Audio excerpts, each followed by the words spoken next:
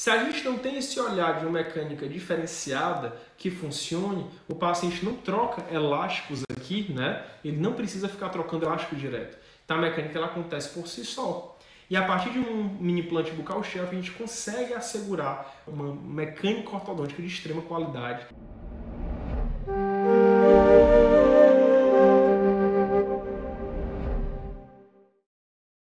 Mini implantes ortodônticos têm sido a grande revolução da ortodontia, né? Então, se a gente para pensar nos mini implantes aí, eles entram nessa ancoragem absoluta como um grande diferencial, tornando os tratamentos mais rápidos, mais precisos e trazendo também um grande diferencial quanto ao tratamento de diferentes padrões, como, por exemplo, paciente dólico facial e também paciente com mordida aberta. Então, a gente vai estar falando com vocês sobre os mini implantes, sobre dicas que a gente vai estar podendo abordando junto a vocês. E fazer essa introdução dizendo que os mini implantes, né, ou microparafusos, eles têm o objetivo de eu conseguir fazer uma tração, uma movimentação, sem ter um efeito adverso da lei de Newton, a sem reação.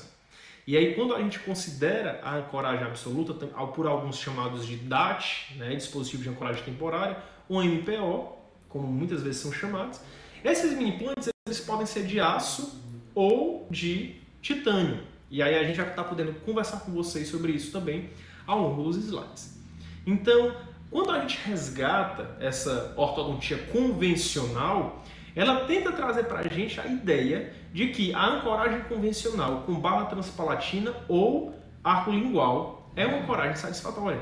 E aí isso me lembra que há um tempo atrás um colega chegou e perguntou: Felipe, eu vejo os seus casos, acompanho os seus casos no Instagram, não vejo você colocando arco lingual e barra transpalatinas em muitos momentos. E aí eu falei para ele que eu trabalho com outros tipos de ancoragem, né? A ancoragem que a gente trabalha, ela é mais voltada para alavanca e mini implante em diversos casos, mas a gente também pode lançar mão desse tipo de ancoragem, né?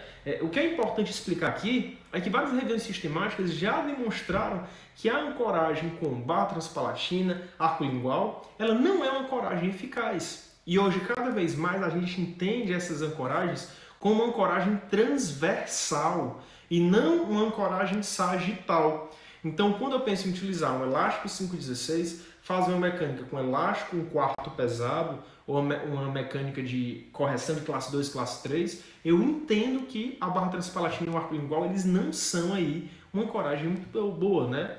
E sempre que eu faço esse tipo de ancoragem, eu preciso associar a outros tipos de ancoragem já muito conhecidos de vocês, como a bandagem dos segundos molares, colágeno, e a gente conseguir conjugar esses dentes posteriores na tentativa de diminuir essa mesialização de dentes posteriores, diminuir os efeitos adversos que a mecânica de ortodontia ela causa para essas biomecânicas que vão ser demonstradas.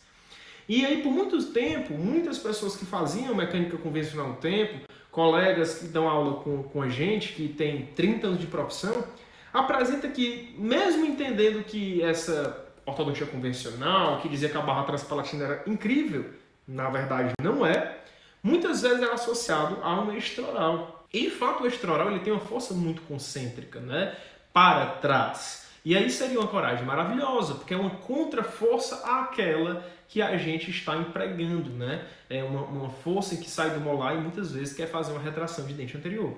Então, o arco extraoral, ele de fato era uma solução, uma possibilidade, mas a gente pergunta para você, será mesmo que ele é uma aplicável, uma opção? Certamente não, né? Então, se ele não é uma possibilidade, a gente precisa saber, precisa dominar, precisa entender outras possibilidades de ancoragem para esse padrão de tratamento, tá certo?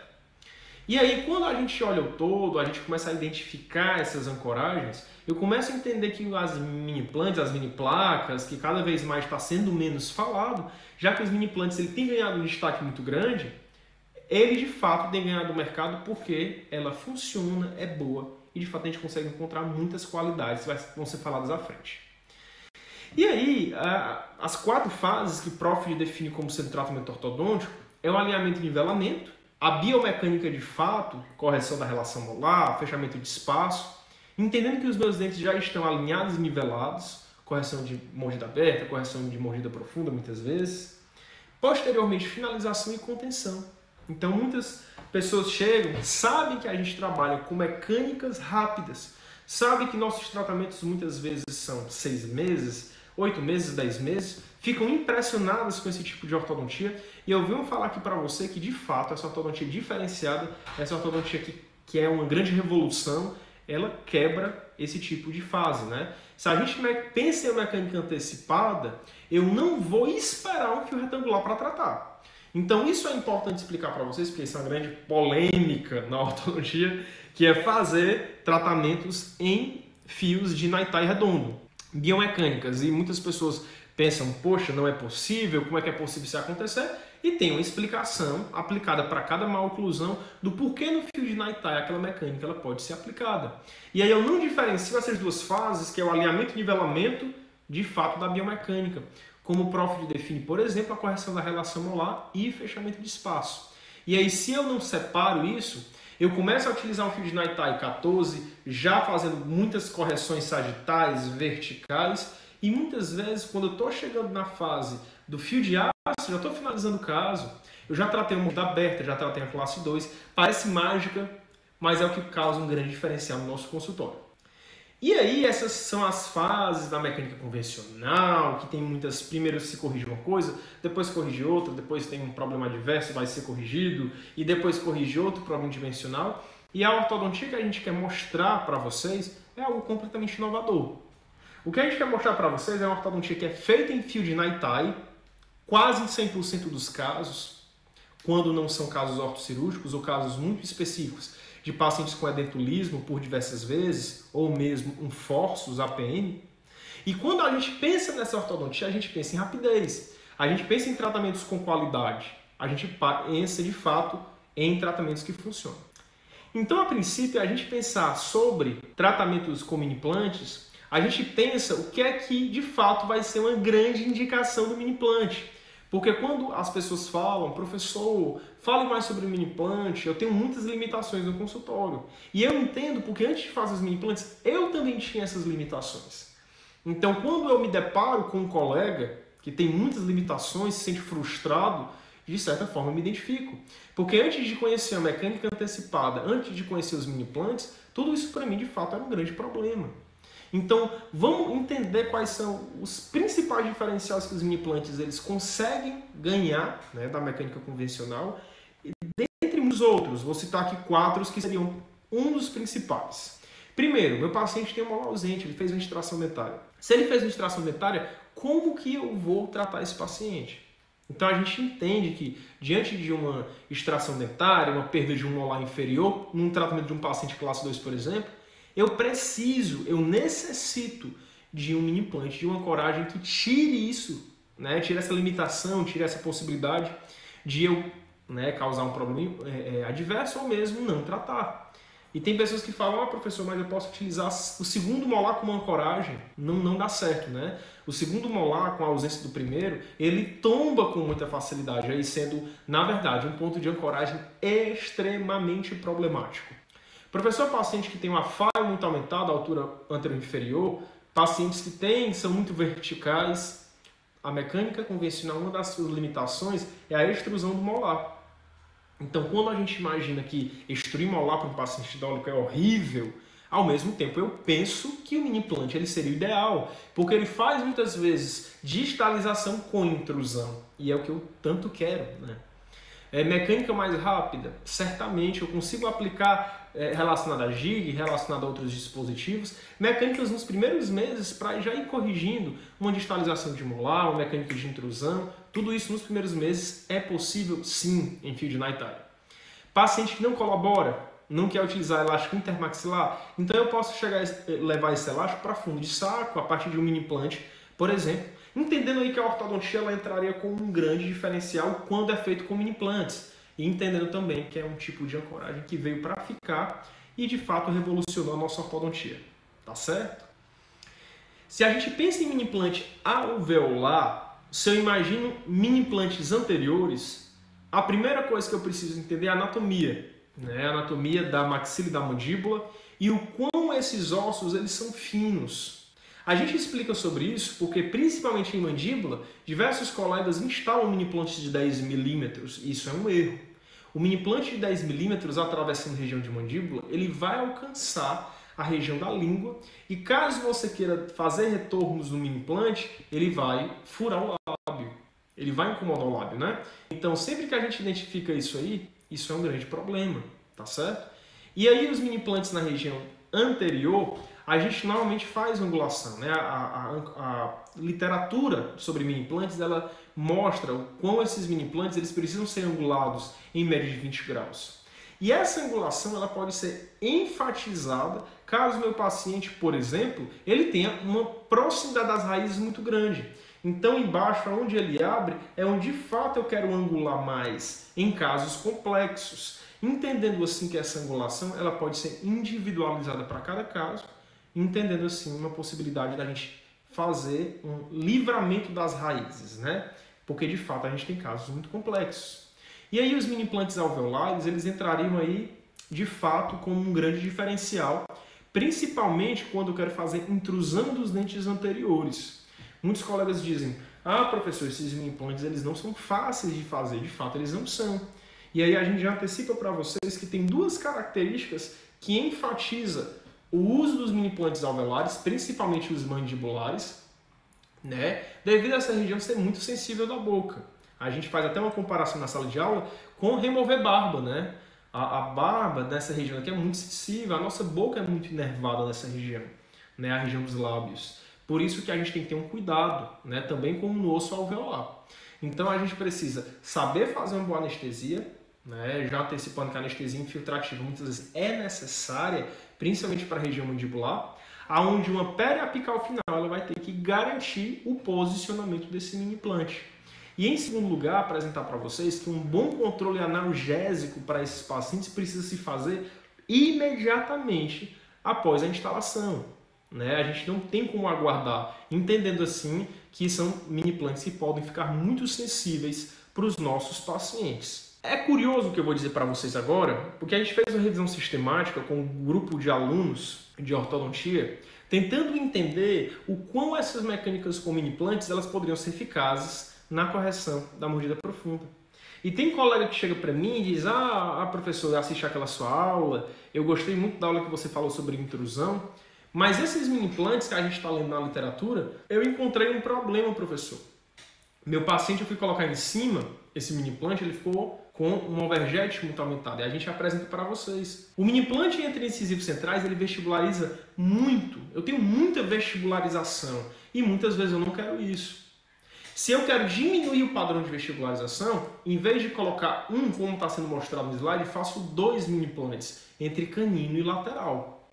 E aí eu vou pegar um elástico em cadeia e sempre unir do mini implante para o fio, né? Vou fazer uma amarração no fio, lembrando que as gramas-forças que normalmente são aplicadas são 15 a 20 gramas-forças por dente, uma em média de 15 gramas, né? Como vem sendo apresentado pelos estudos de Burston. Mas a gente entende que eu preciso me preocupar com a vestibularização. E aí muitos colegas têm usado esses mini implantes de maneira até imprecisa, porque muitas vezes eu não quero vestibularizar, a minha mecânica ela não permite a vestibularização e tem sido feito mini implantes nessa natureza.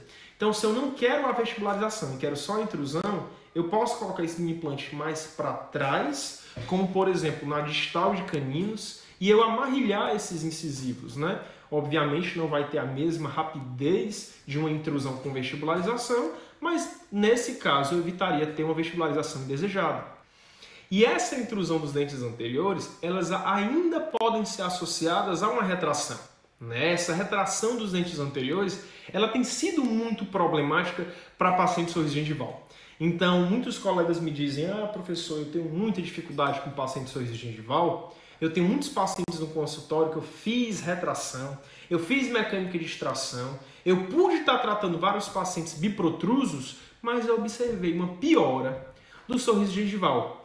Ei, deixa eu te falar, de fato é um grande problema mesmo. E eu concordo com você porque eu sempre tive o mesmo receio no meu consultório. Mas hoje a gente tem 2 dispositivos, certo, que podem evitar esse problema, aonde eu vou dizer para vocês que um dos principais são os mini implantes. Então, os mini implantes na região anterior associado a essa retração, seja com ou sem mini implante, onde eu digo que os mini implantes posteriores são os melhores, eu consigo evitar uma piora do sorriso gengival e até uma melhora em muitos casos, né? Então a gente consegue perceber como a ortodontia com mini-implantes ela revoluciona. Eu tiro uma ortodontia que tem muito efeito adverso e eu caminho para uma ortodontia que de fato ela funciona, tem intrusão, tem correção de biprotrusão, controlando assim esse paciente vertical que a gente tanto se preocupa em relação à exposição dos incisivos superiores, tá certo? Então essa mecânica ela de fato ela existe. Eu posso aplicar ainda, por exemplo, uma média de 60 a 80 gramas força de cada lado, dependendo aí de qual mecânica eu estou utilizando, mas essa é uma média que é aplicada, né? 60 gramas força de cada lado, para eu conseguir controlar essa extrusão dentária na mecânica. Além disso, esses mini implantes anteriores eles têm sido utilizados para outros propósitos. Então, quando eu imagino e avalio, por exemplo, um paciente que está sendo tratado com vários diastemas de molar, não é tão comum, né? A gente encontra vários pacientes que apresentam esses espaços, têm esses problemas de limitação, e quando a gente identifica esses diastemas, esses espaços, eu preciso fechar. Só que se eu coloco elasticadeira de molar, acontece um efeito que você deve conhecer e se chama efeito Gable. O que é o efeito Gable? O efeito Gable é um efeito de inversão da curva de Spee, que as minhas duas arcadas elas inclinam. Que elas inclinam, elas aumentam a mordida profunda desses pacientes. E aumentar a mordida profunda para um paciente que está todo corrigido de plano é muito complicado. E aí, para eu evitar isso de acontecer, eu posso instalar 4 mini implantes em um paciente que preciso fechar, eu preciso trazer todos os dentes posteriores para o centro, né, do arco, na verdade mais para a região anterior, né, fazer mesialização desses elementos, e eu não quero que eles tombem. Então, para isso, para não tombar, eu preciso associar algumas alças. Essas alças são chamadas alças de Burstyn. Então esse é um paciente do consultório e a gente pode observar que diante da alça de Burstyn, como está sendo demonstrado nessa imagem figurativa, o paciente ele consegue ser preparado para entrar em uma reabilitação de lente de contato. Então, a gente sabe que as lentes de contato seria um pouco complicado, aumentar muito região de pré, aumentar muito região de molar, é mais delicado, e aí se eu posso trabalhar com esse paciente para que ele faça a reabilitação de 6 a 6, ou pelo menos de pré, sem aumentar muito a estrutura dentária, eu vou tornando aí o caso mais conservador, né? Então toda a mecânica, vindo de mini implante anterior, mesializou os elementos a partir dessa alça que está sendo demonstrada, e ela evita o molar de tombar, mostrando assim sua mecânica maravilhosa. Então igual ela, não existe nenhuma outra mecânica na ortodontia convencional que consiga trazer esses molares com tanta precisão e em movimento de corpo. E aí eu tenho para falar agora uma das mecânicas que eu particularmente gosto bastante. É uma mecânica que é utilizada pré-molares, né, mini implantes em região de pré-molares, e a gente identifica que a aplicação de força ela pode ser apresentada de duas formas, de maneira direta ou indireta. E aí quando a gente identifica a mecânica da extração do pré-molar, normalmente é aplicada uma força de maneira direta, né? Eu faço uma força diretamente do mini implante para o gancho. E essa ancoragem poderia ser indireta se eu amarrilhasse o meu molar no mini implante, o que não é o caso. Então, na hora que eu faço essa retração, na hora que eu pego esse arco e faço essa retração, em fio retangular, aplicado essa mecânica, eu posso identificar que eu vou ter um controle de torque, né? E aí existem outras possibilidades que me permitem fazer essa mecânica não em fio retangular. Essa é uma dica que você precisa acompanhar os nossos trabalhos para ver que mecânica é essa fantástica, que eu consigo fazer uma mecânica de correção de extração em fio circular sem perder o controle vertical. Não, eu realmente não acredito muito em torque anterior. Eu acredito em mecânicas que eu consiga levantar esses incisivos e ter um controle vertical muito bom. Por isso que a gente gosta de priorizar mecânicas com baixo atrito, tá certo? Mas essa mecânica, ela é uma mecânica que também é muito boa, né? Se você reparar na mecânica da extração, com retração da bateria anterior para mini implante, a gente consegue ver que é a única forma em que eu consigo fazer retração de 6 dentes, é uma retração em massa, sem perder a coragem. Nossa, professor, que coisa interessante, porque eu tinha escutado falar muito tempo atrás, é isso mesmo, professor?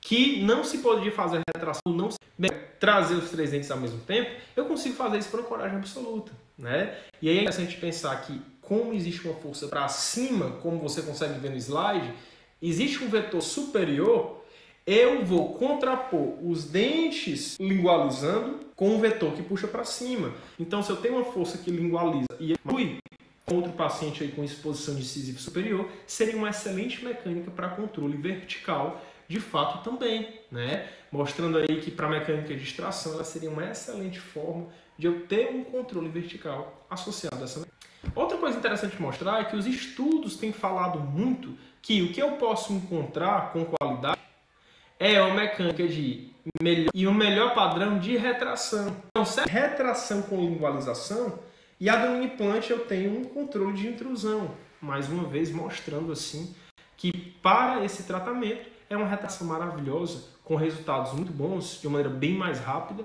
e também com um padrão de intrusão no controle vertical que é maravilhoso, tá certo?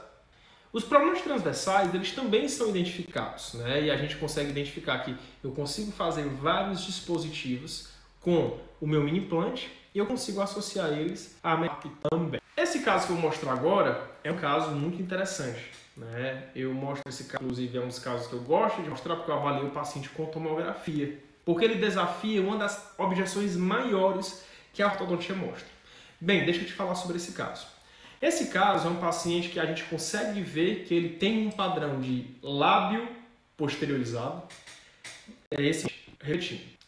Esse paciente é um dos casos mais interessantes que a gente pode mostrar para vocês, porque ele enfatiza a filosofia da mecânica. Ele tem um pé na cirurgia ortognática, mas é um paciente limítrofe. E aí, quando a gente faz a avaliação dele, a gente consegue observar como esse paciente ele tem uma linha queixo-pescoço que não é grande, então ele não tem uma mandíbula tão seria. Ele apresenta uma arcada dentária que tem um mapeamento. Muitos colegas eles disseram que a indicação que eles fariam é uma indicação de extração assimétrica. Eu escutei falar isso de muitas pessoas. Poxa, é uma classe 3 muito grande. Ah, esse caso é um caso muito complexo. Ah, esse caso é um caso de cirurgia ortognática mesmo. E a gente pôde tratar esse paciente. Então, quando a gente identifica o todo, e quando eu consigo avaliar as características do paciente, ele tem um mapeamento nessa região, anterior e inferior também, identificar todos os elementos a partir dessa região, que esse canino muito mesializado, ele indica que esse molar também está muito mesializado. Por que eu estou isso aplicando e apresentando para vocês? Porque se esse canino está muito mesializado e esse molar está muito mesializado, eu posso aplicar esse caso a mesialização de molar inferior. 300 gramas força, não esqueça disso, tá certo? Então, se é um canino muito mesializado, indicando um molar muito mesializado, a partir de uma arcada dentária que eu vejo que todos esses dentes têm um alinhamento satisfatório, ele indica sim uma mesialização de molar. Esse paciente que é um paciente que é limítrofe, tem um pé na cirurgia ortognática, a gente vai tratar o caso dele a partir de distalização de molar inferior. Eu queria deixar claro aqui nessa apresentação o quanto é de extrema importância a gente olhar para os pacientes classe 3 compensados, que podem ser compensados. Não estou falando de cirúrgico, não estou falando extremamente bem projetadas, com batentes grandes, não. Eu estou falando de pacientes que podem ser compensados ortodonticamente. E aí, a partir desse caso, eu consigo identificar o quê? Eu identifico que esse paciente ele poderia ser tratado com distalização de molar. Então, foi aplicado cursores nesse paciente, gigs, né? Esse caso teve uma mecânica de distalização. Ah, professor, você fez? Sim, mas a deflexão desse fio seria para excluir o inferior que o paciente tem. E aí o paciente ele foi tratado, certo? O paciente finaliza em classe e canina assim, não. Mas esse caso, você tratou em quanto tempo? 5 anos? Não, a gente tratou em 1 ano e 1 mês. E é importante destacar essa questão de 1 ano e 1 mês, porque quando a gente identifica as características dentárias do meu paciente, eu vejo que para um paciente que é limítrofe, basicamente com grande indicação de cirurgia ortognática, ele tem uma compensação muito boa. E esse paciente a gente acompanha ele há 4 anos pós esse tratamento, tendo aí uma limitação muito bacana, uma estabilidade muito bacana. Tá certo? A limitação esquelética dele não justifica, né, necessariamente uma recidiva de todo o problema, né? Porque a gente entende que a mecânica de distalização de molar, de verticalização, ou seja, os molares no final estando verticalizados, eles sim apresentam uma qualidade de tratamento satisfatória. Falaram, mas esse paciente, diante dessa mecânica, deve ter tido muita perda de raiz, né? Reabsorção radicular. Bem, não. Sabe por que não? Porque a maior questão apresentada hoje na literatura que indica uma causa muito clara sobre a reabsorção radicular, sabe qual é? É a presença do fio retangular. Isso, exatamente. Se a gente lê por diversas literaturas clássicas da ortodontia, eles apresentam que a presença do fio retangular e torque é algo que pode, de fato, causar um grande problema. E se a gente imagina, por exemplo, a questão da presença do fio retangular e, ao mesmo tempo, dos torques aplicados para a compensação do paciente classe 3, isso está apresentado na literatura como possibilidade de perda óssea e perda também de raiz, né, a partir da reabsorção radicular. E a gente pode fazer tomografia desse paciente e ver que o osso ele é preservado. Mas ele é preservado por quê? Porque é o que a gente fez nos dentes, que tem um osso muito para trás, na verdade foi o quê? Foi um momento de força. Não foi um movimento de torque em que eu sei que a raiz vai junto. Foi um movimento de coroa, né? Foi um momento de força. Então a gente acredita que isso é um dos pontos chaves que identifica aí do porquê que esses dentes eles apresentam uma qualidade tão boa de compensação dentária, né? Para onde esse paciente foi incrível, né? Ele pôde experimentar uma ortodontia de 1 ano e aí tendo resultados muito positivos. A gente consegue ver inclusive as melhoras de lábio, né? De postura labial. E aí a gente começa a entender, baseado nesse paciente que passou, nessa tendência à mordida aberta, como os mini implantes eles se tornam muito positivos para isso. O Gig ele conseguiu causar na arcada do paciente um giro, uma inclinação do plano oclusal mandibular anti-horária. Isso é algo maravilhoso, né? Mas a gente consegue entender que o paciente que já tem mordida aberta, a intrusão de dente posterior, de fato, seria um grande diferencial, né? De fato, a gente consegue tratar muito rápido os pacientes. Tem um ponto que é importante destacar aqui nesse slide. Muitas pessoas perguntam assim, professor, todo caso é indicativo de tomografia para fazer mini implantes? Eu vou lhe dizer que idealmente sim. Mas em muitos momentos, dependendo da prestação de serviço, dependendo da natureza do trabalho, como clínicas e escolas, em que a clínica não tem acesso a tomografias ou algo do tipo, a gente poderia individualizar o caso para exames de imagens mais simplificados. Não dizendo que a gente não vai pedir tomografia, mas esses exames seriam exames bússola para a gente procurar novos exames. Então, por exemplo, se eu avalio uma região de mini implante alveolar e dali eu identifico uma alteração, uma lesão, muitas vezes eu parto dali para uma tomografia. Mas a parapical seria a primeira resposta para a gente conseguir identificar e instalar um mini implante alveolar. O mini implante extra-alveolar seria a panorâmica, né? A panorâmica seria um primeiro exame de imagem. A partir dali eu consigo fazer uma avaliação e indicar por diversas vezes tomografias, né? Mas de uma maneira geral a gente entende que a tomografia seria o melhor exame para esse tipo de instalação de mini implantes. E aí é interessante apresentar para vocês o que muitas pessoas perguntam. Professor, o que é que traz estabilidade para a inserção de um mini implante? Eu preciso dizer para você que é o quão esse mini implante ele entra no osso. Então, se a gente tem uma inserção desse mini implante de 6 milímetros, eu entendo que ele, entrando 6 milímetros, ele vai ter uma primeira estabilidade. Mas é importante destacar que essa não é o principal parâmetro. O principal parâmetro é ele estar dentro de 3 milímetros de cortical. Então, se eu tenho um mini implante que ele só entra 3 milímetros, mas entra em cortical óssea, ele tem uma estabilidade muito superior a um mini implante que, por exemplo, entraria 6 ou 8 em 1 milímetro de cortical óssea. É a cortical óssea que vai validar a qualidade e a estabilidade desse mini implante instalado. E a gente precisa ter esse olhar porque por diversas vezes a gente trata, por exemplo, pacientes pós-menopausada. A gente trata, por exemplo, paciente que tem uma doença de base óssea, né? Como, por exemplo, um hipoparatireoidismo. A gente trata pacientes que podem apresentar síndromes que têm alteração no padrão ósseo, pacientes que podem ter quadro de desnutrição e por aí vai. E a gente sabe que essa alteração óssea ela pode complicar a característica do mini implante de instalação, como também na anatomia. Então, a partir de uma tomografia, ele iria apresentar, ele iria indicar quais aquelas regiões que de fato apresentam uma melhor qualidade óssea. A panorâmica é uma bússola, mais uma vez, a tomografia seria uma resposta definitiva para identificar qual a melhor região de instalação, tá certo?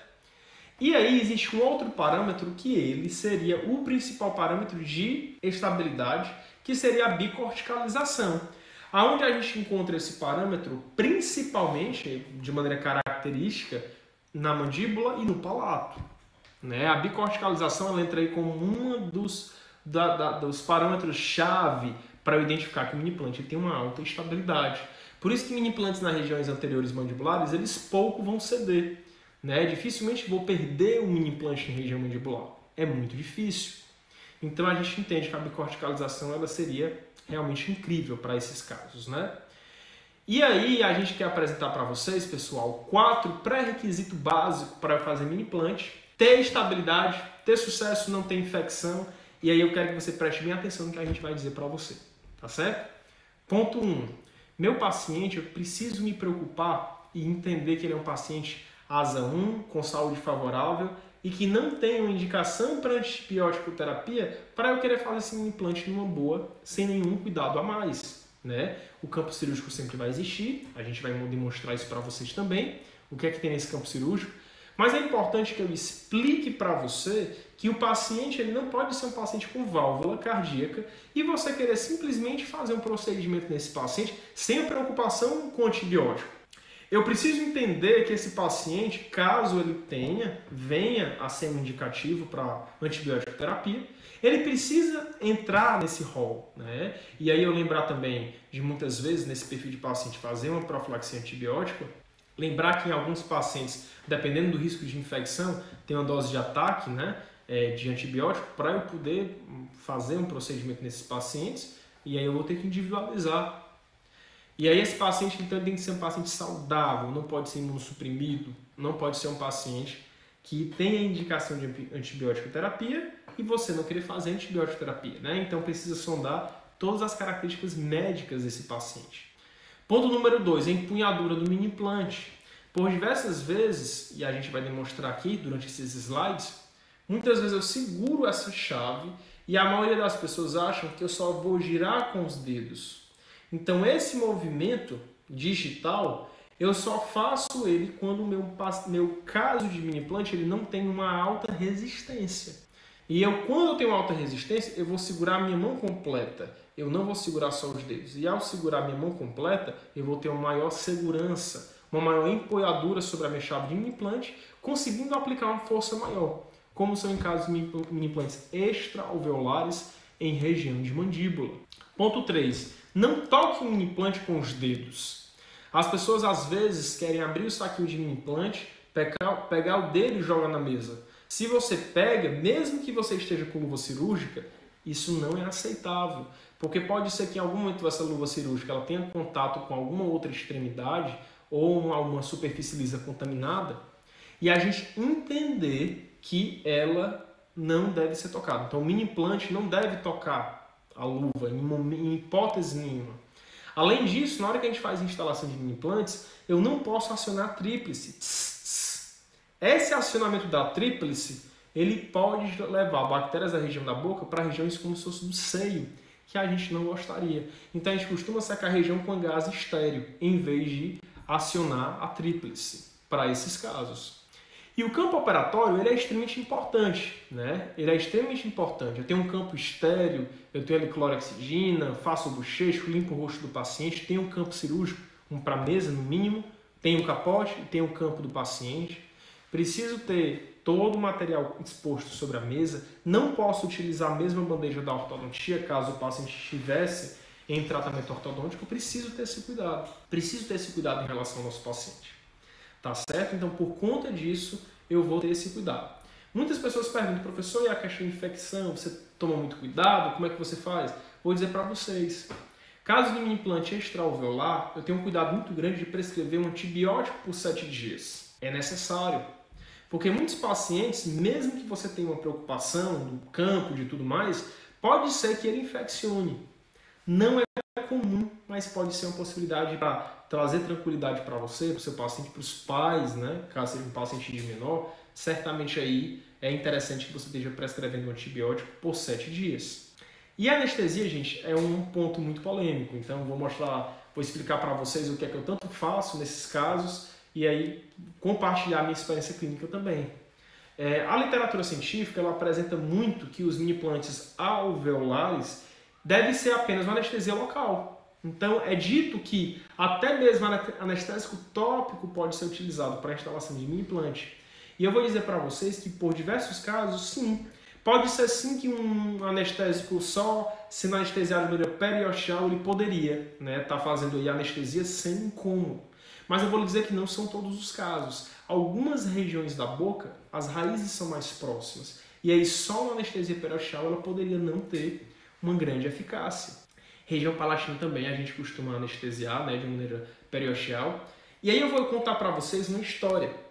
Eu já fiz uma instalação de mini-implante em uma pessoa próxima a mim. Tive um cuidado de fazer um mini-implante de maneira periosteal, tudo bacana. E o pouco de dor que o paciente sentiu, ele se incomodou. E ele lembrou dessa dor por muito tempo, mesmo que fosse pouca. E dentro de um consultório particular, principalmente, a gente tem um cuidado muito grande de ser lembrado como uma pessoa que não envolve dor. A gente trabalha muito para isso, trazer um conforto mais próximo do perfeito. Uma ausência de desconforto, uma ausência de dor. E aí quando eu imagino que alguns pacientes pode ser que eles apresentem algum incômodo ou dor, eu prefiro anestesia infiltrativa em muitos casos. Essa anestesia infiltrativa que pode ser administrada, é importante dizer para vocês que eu faço quando as raízes elas são mais próximas. E é importante dizer para vocês o seguinte, prestem bem atenção.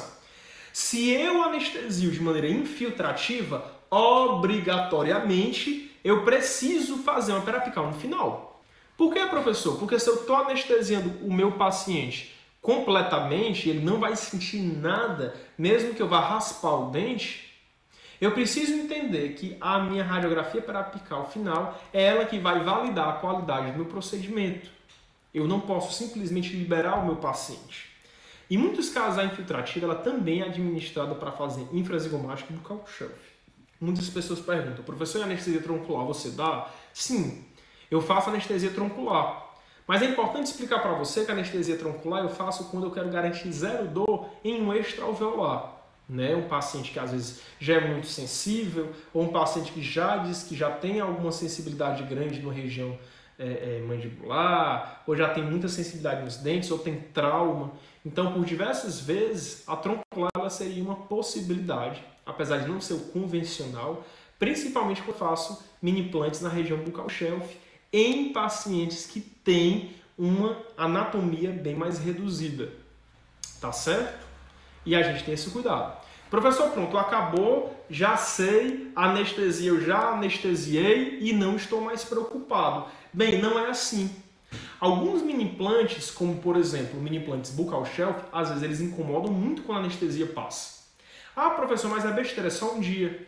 Mas meu paciente não quer passar um dia com incômodo, de jeito nenhum. E eu já instalei os buccal shelves que eu dei o remédio para o paciente na mesma hora. O paciente foi para casa e mesmo assim ele relatou um incômodo. Mais uma vez, esse incômodo é uma forma de eu conseguir sujar minha imagem muitas vezes por uma dor lembrada até o final do tratamento. Então, se eu posso trazer qualidade para o meu paciente, eu posso ter um outro olhar. Então, em alguns casos específicos, não são em todos, em alguns casos específicos, eu estou prescrevendo Paco em vez de dipirona e paracetamol. Você pode perguntar, professor, como assim prescrevendo Paco para mini-implante? Nossa, que exagero. Bem, os pacientes eles não querem sentir incômodo. E aí a gente entende, vários colegas que a gente conversa, sobre mini-implante, eles dizem, realmente me incomodou, realmente foi sensível. E aí se eu posso oferecer esses próximos 2, 3 dias com grande qualidade analgésica, entendendo que eu fiz uma periapical, eu tenho uma segurança da técnica, eu vou lhe dizer que seria uma possibilidade viável. Até porque se você vai para casa, você faz um mini-implante e lá na sua casa você quer ter uma paz, uma tranquilidade, que seu paciente não vai ter um processo infeccioso nos próximos dias, 2, que o paciente vai poder tomar analgésico, que é muito bom, né? E aí, então, esse PACO, ele seria um grande diferencial. Para quem não sabe, PACO é paracetamol com codeína, é um remédio muito forte, que é prescrito, né? Que em alguns casos específicos de mini implante, mais uma vez repetindo, como região posterior, buccal shelf, ou mesmo em implantes anteriores, em regiões de raízes extremamente próximas, como é entre canino e lateral, seria uma solução plausível, né, em casos que eu sei que vai incomodar. Qual a experiência clínica que a gente está tendo aqui no consultório? Os pacientes se identificam muito, né, com esse procedimento. Poxa, achei que ia incomodar muito, estava doendo um pouco, tomei aquele remédio muito bom e realmente eu não tive incômodo. Parei de tomar com 3 dias, tá ótimo. Então esse relato de qualidade analgésica, porque é um procedimento que pode incomodar em algum nível, em alguns menos e outros mais, se eu quero oferecer esse conforto para o meu paciente, certamente eu vou estar prescrevendo, em casos específicos, um PACO. Essa é uma dica que eu apresento para vocês. E os mini implantes extraalveolares, pessoal, eles ganharam um grande mercado, né? O mercado, ele de fato, ele tem cada vez mais identificando esses mini implantes como sendo um grande diferencial. Há quem diga, professor, esses mini implantes eu achei muito bacana, eu já vi você postando no Instagram associado ao Invisalign, eu vejo que você usa muito. Sim, os mini implantes extraalveolares, eu vou dizer que ele é a base da minha ortodontia hoje em dia. Se você me perguntar se eu faço mini implante alveolar, sim, eu faço alguns mini implantes alveolares. Mas eu vou dizer que 80% dos mini implantes que eu faço hoje no consultório são mini implantes extraalveolares. E eles são muitas vezes coringa, né? Eu consigo fazer por diversas mecânicas com eles, de fato. E os mini implantes extraalveolares, eles podem ser tanto no infrazigomático, como ele pode ser na região buccal shelf. Ou seja, eles podem ser tanto da crista infrazigomática, como ele pode ser na linha oblíqua externa, em uma concha que é formada na região vestibular, os molares inferiores.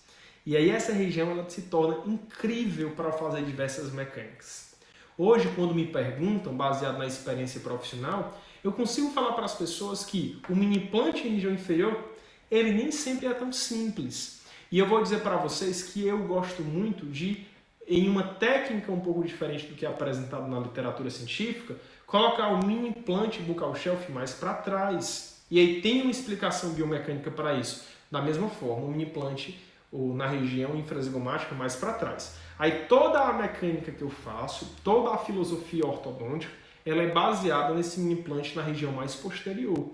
E existe uma explicação plausível para isso, que a gente vai poder apresentar para vocês em próximas aulas. E aí, pessoal, esse é um caso para mostrar para vocês um mini implante que é colocado na região um pouco mais posterior ao segundo molar, na objetivo de trazer esses dentes mais para posterior. Então esse é um paciente, por exemplo, que terminou um tratamento muito rápido, em poucos meses. Em 10 meses ele vem de um tratamento que ele tinha morrido completamente topo a topo, bem classe 3, e ele foi todo tratado nessa filosofia. Se a gente não tem esse olhar de uma mecânica diferenciada que funcione, o paciente não troca elásticos aqui, né? Ele não precisa ficar trocando elástico direto. Então a mecânica ela acontece por si só. E a partir de um mini implante buccal shelf a gente consegue assegurar uma mecânica ortodôntica de extrema qualidade, podendo oferecer para o paciente, número 1, um tratamento de excelente qualidade, número 2, ele não precisar trocar elásticos, né? E aí é um tratamento rápido. Então, baseado nessa filosofia, a gente consegue oferecer para o paciente realmente algo extremamente diferenciado, como vocês podem perceber. E digo mais, esse fio ele não é um fio de retangular, obviamente, né? Ele é um fio de Naitai. A gente finaliza o caso em fio de aço, mas eu consigo fazer toda a minha mecânica em fio de Naitai, sendo assim um grande diferencial, e eu encontrando assim tratamentos rápidos, eficazes e muitas vezes trazendo novos clientes para o consultório, porque eu consigo trabalhar com essas mecânicas e o paciente ter certamente aí uma qualidade no procedimento que ele jamais teria com mecânica convencional.